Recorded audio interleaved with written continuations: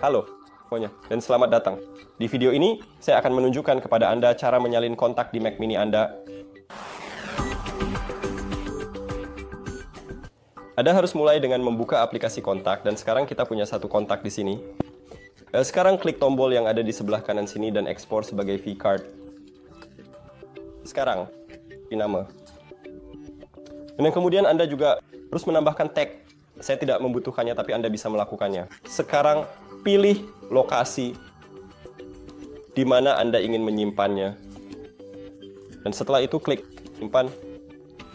Dan sekarang ini, jika kita masuk ke dokumen yang ada, saya menyimpannya di dokumen kita punya kontaknya. Dan sekarang Anda bisa membagikannya di platform manapun, itu saja. Terima kasih telah menonton video ini. Jika Anda merasa ini bermanfaat, pertimbangkan untuk berlangganan saluran ini dan beri suka pada videonya. Ini sangat penting bagi kami. Sampai jumpa.